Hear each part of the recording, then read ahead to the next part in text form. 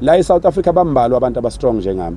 Ngistrong physically, ngistrong emotionally, ngistrong spiritually, ngistrong nje ngayo yonke nje into. Ayikho into engingastrong ngayo. Ngisho ungakhuluma into embi kangakanani, there is nothing anyone in this world, in the entire universe, nobody can say anything that can, demoralize me. You can't demoralize me.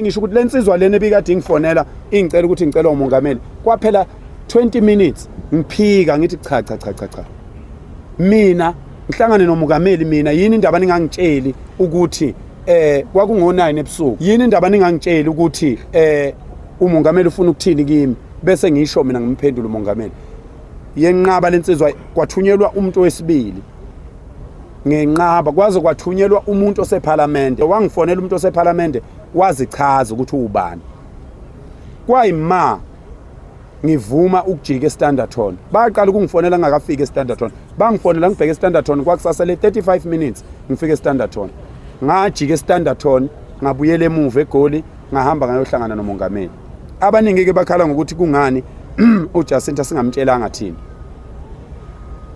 uJacinta sengihlale naye imhlangano cishe emithathu ngahlala umhlangano naye noMkhwanazi nobaba uMkhwanazi uNhlanhla Mkhwanazi ngahlala umhlangano noPremier ngaphinde ngahlala umhlangano naye noPremier ngaphinde ngahlala umhlangano naye noPremier futhi kule mhlangano yomthathu angaze ngimfonele uJacinta ngithi akeze emhlanganweni angaze ngimfonele ngoba kwakungemina engangibiza umhlangano awukwazi ukumenywa emhlanganweni bese ummema bakhe abantu futhi nawo umhlangano oqala sasibizelwe lapha eMarine Parade sahlangana saficana sesificana khona ngoba umuntu owayebiza umhlangano wayesifuna sonke namanje nje obasibizwe sifonelwe ulona osifonelele sibizela emhlanganweni kaPresident umhlangano kwakulokhu kuhlalwe ngo2 mina ngisemashini uPresident akangifunanga ngo9 ebusuku kwakufunwa mina ngizonikeza uPresident isiqiniseko ngoba nizokhumbula ukuthi uPresident wayihlangene neNgonyama ngayizolo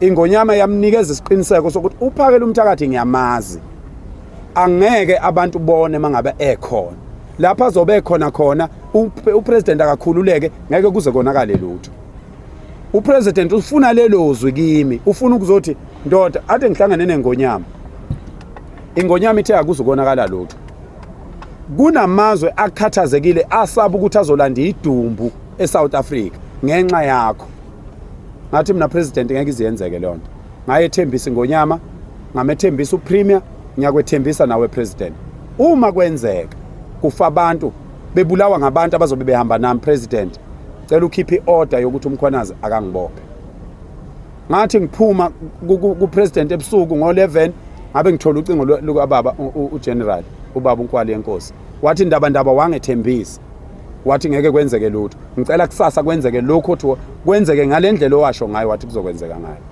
ngaye entabeni mina weingane zakwethu abanye babehleka bethi ngumfundisi yini abanye babehleka bethi sungazi uyokhulekela izo number bani namhlanje nquma umhla ka30 abanye babesho njalo namhlanje uyokhuleka babesho njalo nayizolo bebelindele okubi kwangenzeka ayikho into eyimfihlo ekhulunywe phakathi kwami nomongameli abanye ke omunye nje izolo ngifonelile wathi ayiphakela sengiphoxeke kabi umuntu omkhulu wathi sengiphoxeke kabi manje kuthiwa wena usunikezwe imali uPresident kusho umuntu okade engekho uthi nginikezwe imali nginikezwe uPresident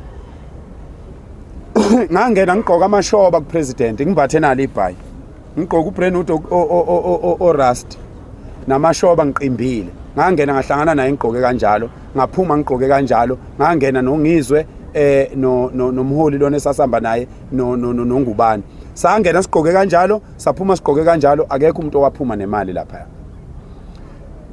abantu abayeke ukuqagela izinto okokuqala okwesibili abantu abayeke ukuthi mabezonda ubaba uRamaphosa uPresident bese befuna sonke simzonde mina ngizondani kodwa engakutshela uPresident ngamtshela uPresident wazi wangibuza ukuthi ngafundaphi ngoba ngamela ubudoda lapha mina ngamtshela uPresident okokuqala wayizocela uPresident ephakamisa isiphakamiso sokuthi singakwazi ukuyihlehlisa lento ingabi ngomhla ka30 ngamphendula upresident ngathi ngeke kusenzeka president, ngoba okokuqala ukuzohlangana nawe bekungahleliwe.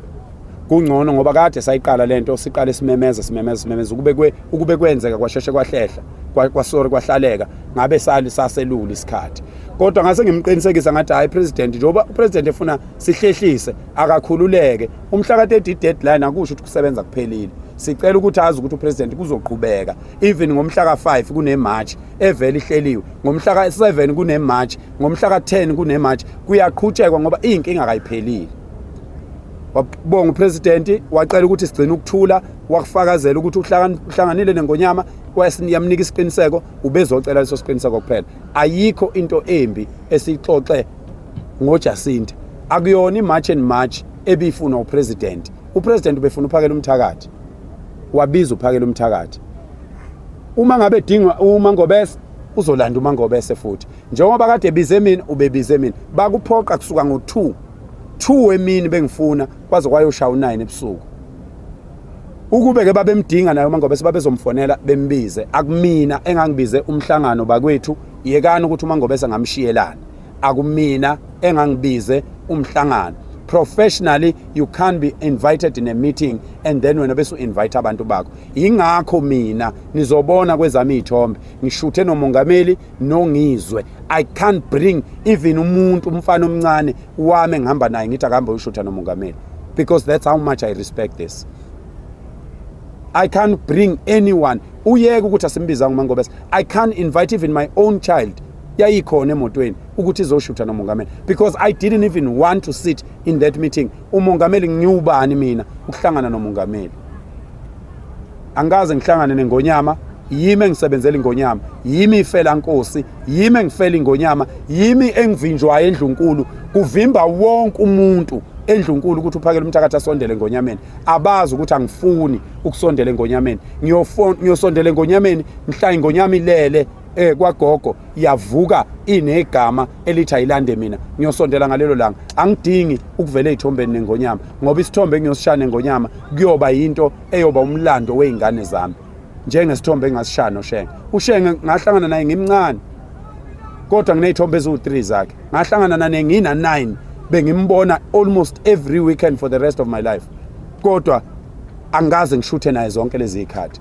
Asikufundeni lokho eingane zakwethu. Kubantu abakhulu akuveli ukugxambukelwe nje, ngoba kwenzeka amaphutha ugcine sekukhulunywa nezinto okungezona. Nokuvela nje kwezithombe kamongameli bakuyona into ebihleli ukuthi fanele ivele, ngoba bekufanele kwedlule lokhu ebese sibuyela siyohlala phansi nomongameli, ebese sibuya ke sisho ukuthi nakho bekufanele kwenzeke. Akukho ukubo kwenzekile. uNkulunkulu uyalithanda lelizwe, uNkulunkulu weseke okuhle, uNkulunkulu ngazo zonke izikhathi. Uma ngabe bona abantu bakhe behlangene ngokuhle uba phakathi kwethu. Njengamanje uNkulunkulu phakathi kwabantu base South Africa ufuna kulunge izwe. Ngisho umoya nineni izintatheli, ngoba ningabantu abakwazi ukubuka izinto ngeselijulile. Niyabona ukuthi abantu bafunana.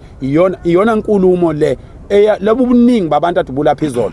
Iyona kuphela inkulumo uhulumeni okufanele abone ukuthi hayi laba abantu bayakhuluma ebese lungisa lokho sekuphelile. Akukho kunye. Ilokho ebesizokusho kini namhlanje ukuthi lelizwe lizolunga, amamatch ayaqhubeka, kodwa manje sesizoba more operational. Siye emafemini, siye emaplazini, siya kuma estates, ngoba thina asigcini ngokukhuluma kuphela. Sesiyikhandile imisebenzi engaphezulu ka15,000. Uhulumeni kulonyaka akawukhanda umsebenzi. Uma ngabe kuzophela lo nyaka sinemisebenzi engaphezulu ka1 million, and ngicela ningiquote on that. Before the end of this year, we will create more than 1 million jobs in South Africa, permanent jobs. It's very easy. Remove an illegal foreigner and put a South African. It's very simple. It's very simple. Ayikho into enzima.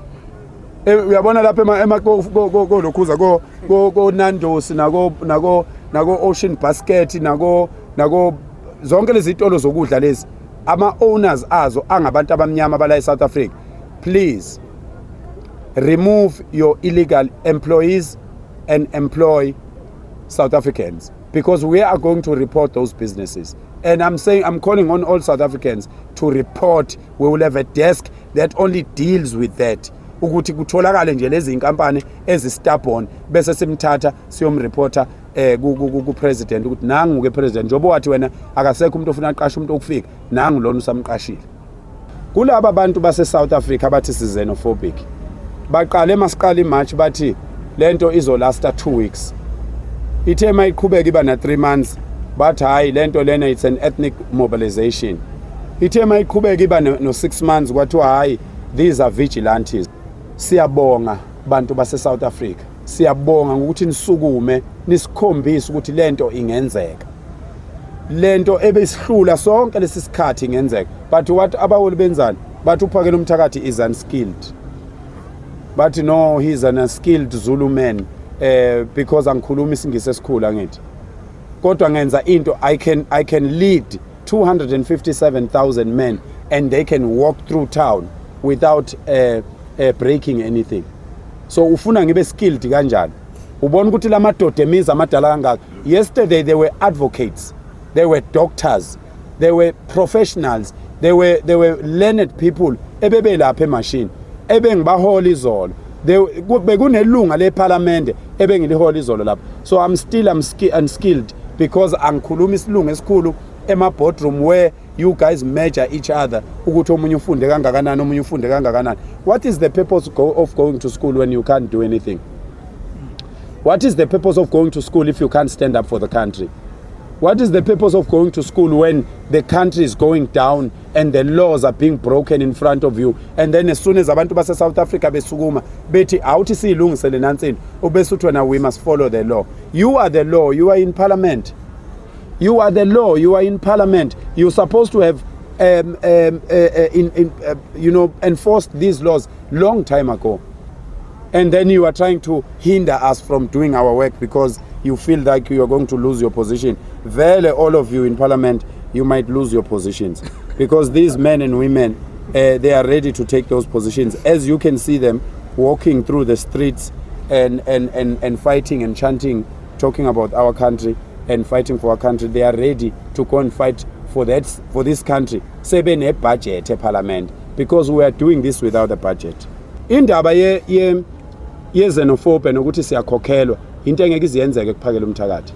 No one is going to fund me. No one is going to fund me to divert this. No one is going to fund me to change the tone. Ngicela ukuniqinisekisa kuloko. Angithengeki mina weingane zakwethu. Lokho engikwenza ngikwenza ngobudoda. Lokho engikwenza ngikwenza ngoba ngiyindoda. Ngikwenza ngoba kuyi-responsibility yami njengendoda ukuthi ngisukume ngikhumbuza abaholi, ngikhumbuza ubaba egcekeni ukuthi baba ngiyakucela sicela unake thina njengeingane zethu. Hulumeni awukuthi uzame ukusikhuzela laba bantu esibe nomoya omuhle kubo for more than 25 years ama foreigners ehlele South Africa. We were very nice and then boom ngo December they make a video and say we are going to take this land. Okay, so we know they can't take their land because they can't take it back to their countries. But the worst thing they said, the worst thing, they said they are going to take our women. Awumthinta umfazi kwaZulu, akathintwa umuntu wesifazane kwaZulu. Yiyo ke into yasisukumisa leyo. Sathi uyabona ke abasho lokho kuphela. Uma bethi bazothatha abafazi bethu ngoba abasho ukuthi bazothatha intombi, bathi bazothatha abafazi bethu. Inhlamba ke leyo uma windoda ukuthi nje wena ungarelaxa uthi ngoba wakho umfazi akabakakhulumi ngaye awunankingi ngoba bazomthatha ngempela. We were here on the 7th of December when I announced the 30th of June. And when I said that, people said, no, he's crazy, he's a Zulu man, he's barbaric, he's not educated. So I don't care, mina ngifuna kuba educated, mina ngiyazala ngizala ingane. Abantu bathi ngiyahlanya ngenza yonke into. But more than 2 million illegal immigrants have left this country.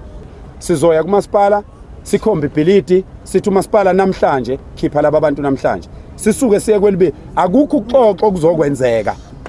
Akukho ukuxoxa okuzokwenzeka. Sizofika sikhombe ibhilidi ngoba amabhilidi abahleli kuwo barenta kumuntu osebenza kwamasipala. Barenta ibhilidi ngelika works. It was vacant. And then strategically ama Nigerians ahamba yongena ebhilidi. Ubani owatshela ukuthi ibhilidi alinamuntu? Ubani owatshela bangena bahleli bayeka ukuhlala ukuthi bahluphekile baphenduka baba ngama landlords. Sizoya kwa Transnet. Izindlu ka Transnet zonke lezi ezigcwele lapha empilo okuphekwa kuza ama drug. Sizoya kwa Transnet sithi sicela usinikwe uhla lwezindlu zakho Transnet. Sicela usinike uhla lwezindlu zakho public works. masipala nengwelanga elithile siya kunansi indlu siyoyilungisa siyoyivula sicela abantu abaphakathi ukuthi abaphume ebese leyo ndlu isetshenziselwa laba bantu abakhahlamezwe ezikhukhula balapha eSouth Africa behlale kulezo zindlu ngoba vele azenzi lutho abadinga ukurent abenzi lutho ugesi awukhokhelwa kwenziwa lutho abaqhubeke bengawukhokhela ugesi bengenzi lutho kodwa kuhlala abantu base South Africa ngoba nakho for so many years abantu bangaphandle bahleli kulela bhilidi abawukhokhela ugesi. Can you imagine kune bhilidi la okuthiwa abantu abokufika bahleli khona batshele abantu izolo ukuthi bona bayindawo kodwa kunomasipala la eThekwini.